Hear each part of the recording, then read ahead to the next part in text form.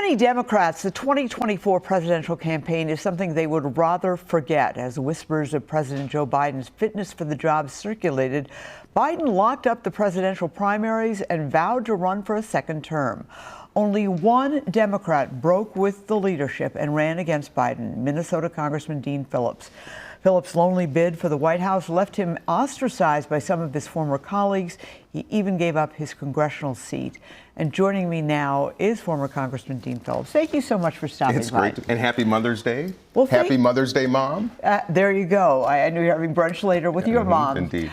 I want to ask you, I hear a lot of people say, in the end, Dean Phillips was right, but I don't hear you saying, I told you so.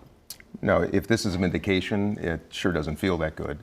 And what I've said to so many is I was not a savant. I didn't see anything that others weren't seeing in Washington and around the country. I just was willing to say something about it. And in the absence of anybody else in my party demonstrating some courage, someone had to do it. And as I assessed why I got into politics, which was to try to make a difference and to try to elevate honesty and integrity, this was my moment to do the right thing. And yes, I was punished for it, but I have to say, Esme, that's what democracy is about. It's what our founders intended, and I do it 1,000 times over, and I knew what the sacrifice would be. Well, I do have to ask you, I remember covering you in the presidential run, and I remember thinking some of your rhetoric about Joe Biden was awfully harsh. Then, of course, other things happened, the Robert Hur special prosecutor report, and then, of course, the devastating debate. Did you have any insight, further insight into the president or access to him beforehand to see really how much he'd changed? I'll tell you, Esme, we had very limited access to him. He did appear in front of our Democratic caucus on 2 occasions. It was jarring to me to see the President of the United States in such a diminished capacity. I flew with the President on Air Force One twice. One time, spent quite a bit of time with him, and I was surprised at how much he had aged. Everybody was talking about it, Esme, in Washington, Democrats and Republicans, but he was encapsulated. So I did not have special access, and that's my whole point. I'm not special. Everybody saw the same thing. Everybody shared the concerns. We talked about it in hushed tones from the leadership table to the hallways of Congress, but nobody wanted to sacrifice their careers and do the right thing. And that is an epidemic on both sides of the aisle. And I'm on a mission now, more than to run again for office, to reform the system, create competition, and start attracting people of competency and courage. Okay, that's what we need. Let's talk about running for office, because when you ran for Congress, you unseated a multi-term Republican congressman. There hadn't been a Republican in there for years, which is a remarkable feat. That just doesn't happen.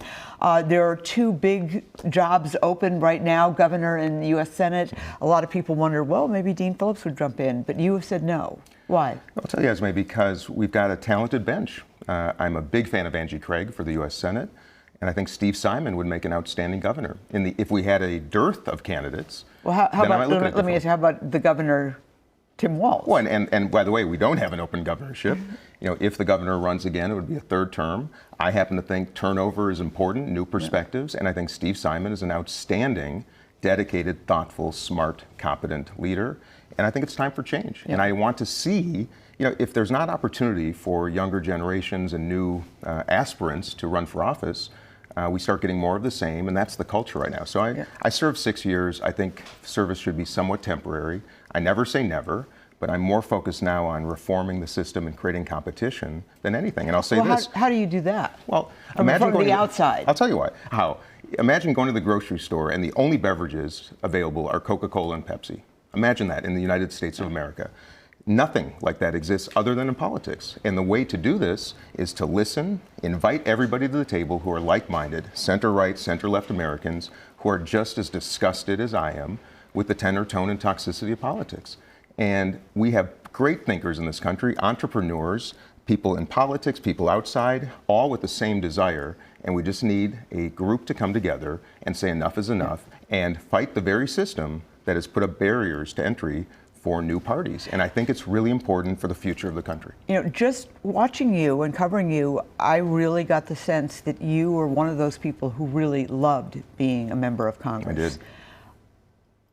Any thought, that's something that stays with you. Yeah. Any thought of running again in maybe 10 years?